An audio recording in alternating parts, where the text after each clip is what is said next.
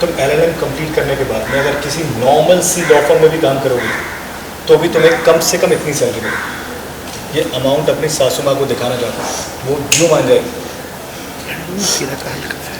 बात सिर्फ पैसे की नहीं है, उन्हें लगता है कि मैं पढ़ाई करती हूँ तो घर पे ध्यान नहीं देती। ये तो ट्रिकी मामला है। इस टॉपिक पे बहस करने में ना दुनिया की कई सासू माएँ बड़े बड़े लॉयर्स को फेल कर सकती हैं। अरमान को मिला शॉकिंग रियलिटी चेक। अभीरा भी हुई लड़की की कहानी सुन इमोशनल।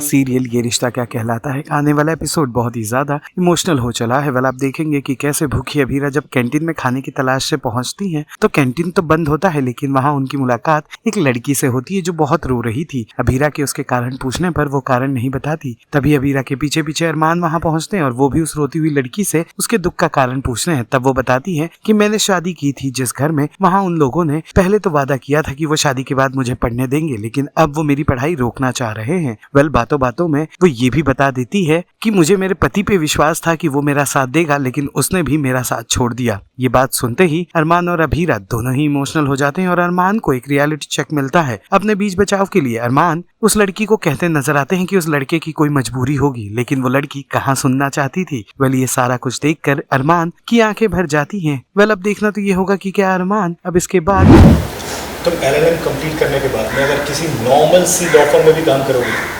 तो भी तुम्हें कम से कम इतनी सैलरी मिलेगी। ये अमाउंट अपनी सासू माँ को दिखाना चाहता हूँ, वो यूँ मान जाएगी। बात सिर्फ पैसे की नहीं है, उन्हें लगता है कि मैं पढ़ाई करती हूँ तो घर पे ध्यान नहीं देती। ये तो ट्रिकी मामला है। इस टॉपिक पे बहस करने में ना दुनिया की कई सासू माएँ बड़े बड़े लॉयर्स को फेल कर सकती हैं। आइडिया, तुम उनसे कह दो कि तुम घर के काम सिखाने वाले किसी कॉलेज में पढ़ती हो, लाइक गोल रोटी डिग्री कॉलेज या फिर आदर्श बहु कॉलेज, और तुम हमें अपनी बात रखने का मौका तो दो। ये भी उन पर फैमिली प्रेशर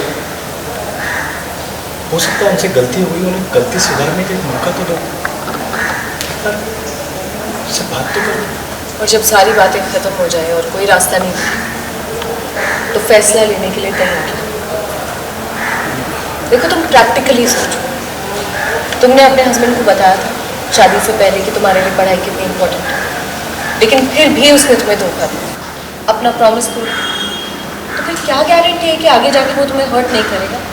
बदल देंगे अपना फैसला। सीरियल ये रिश्ता क्या कहलाता है से जुड़े तमाम अपडेट्स को जानने के लिए टेली चक्कर को लाइक शेयर सब्सक्राइब जरूर करें।